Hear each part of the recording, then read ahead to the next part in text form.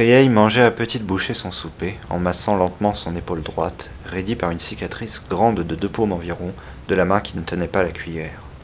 Elle observait d'un œil distrait, depuis le coin dans lequel elle s'était installée, les clients entrer et aller dans la taverne. Celle-ci était particulièrement chargée en ce soir de levant, un vent froid et chargé de flocons, forçant même les plus braves des voyageurs à trouver refuge. Son attention se porta sur l'homme qui venait d'entrer, le manteau perlant de cristaux de glace. C'était un vieillard, ployé par l'âge, s'appuyant sur un bâton de fortune. Toussant, il se dirigea vers le comptoir et accosta l'aubergiste d'une voix bourrue. La jeune Aïoui en profita pour le détailler. À en voir ses vêtements, c'était un grand voyageur. Ses chaussures de peau étaient si usées qu'elle lui dit qu'il aurait passé sa vie dans les conflans, les hautes montagnes situées à quelques yelles de là, et son manteau, entaillé en divers endroits, témoignait de nombreuses mésaventures.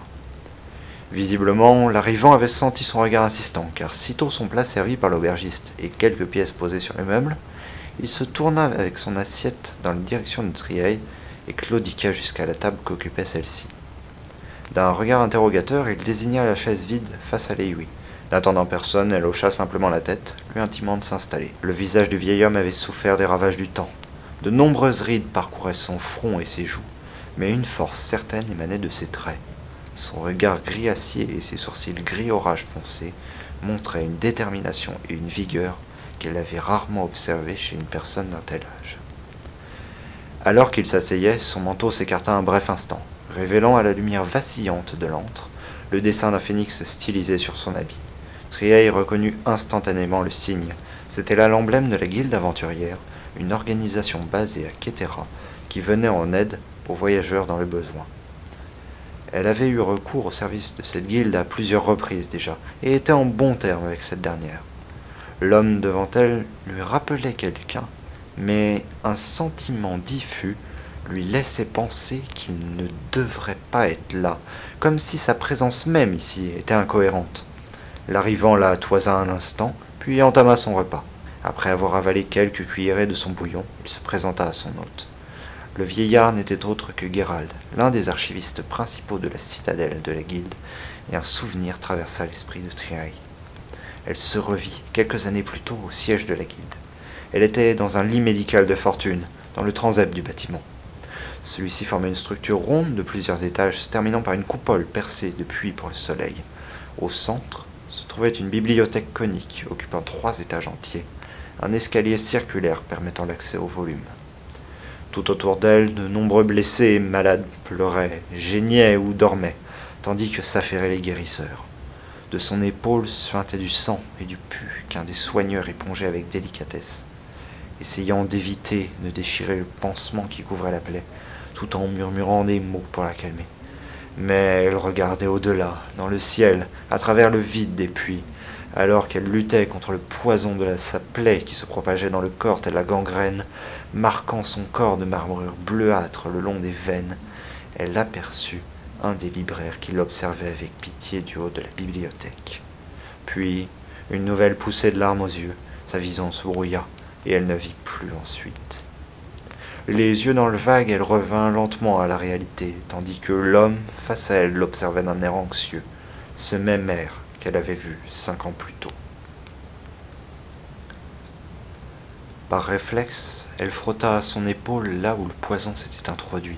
Si la blessure avait réussi à guérir, le temps n'avait effacé ni les marques, ni la gêne qu'elle ressentait encore.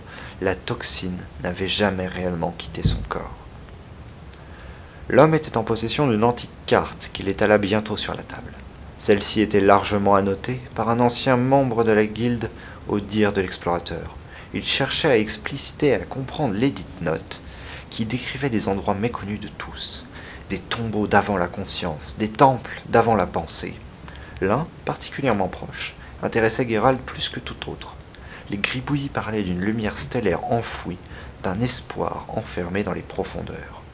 Triey, inactive, proposa sa contribution à la tâche, au moins autant poussée par la curiosité que par l'envie de payer sa dette d'honneur à la guilde.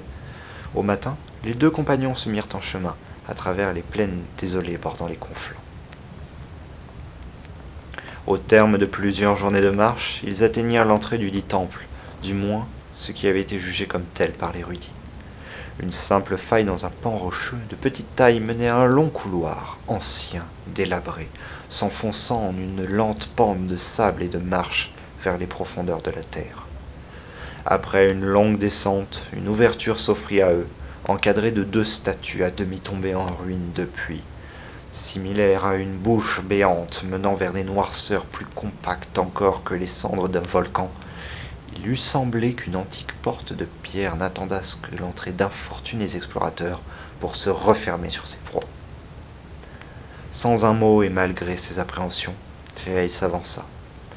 À la lumière de sa torche, elle vit un arc de colonnes disposé autour d'un bassin, empli d'une luminescente et granuleuse matière d'un bleu pâle, telle 1000 étoiles en une fraîche nuit d'été. Au fond, une statue, vrille de pierre et d'arbres, mais était-ce seulement cela, donnait l'air de contempler ladite luminescence stellaire, figée, immobile.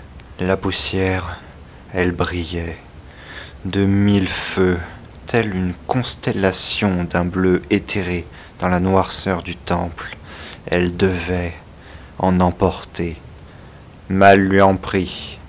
La statue de pierre sembla s'activer dans un concert de craquements aussi sonores que sépulcraux. Tournant la tête vers son compagnon, elle n'entrevit plus qu'une mine impuissante sur son visage, alors qu'une brise hurlante éteint sa torche. La lourde porte se referma avec fracas, les ténèbres l'accueillant en leur sein.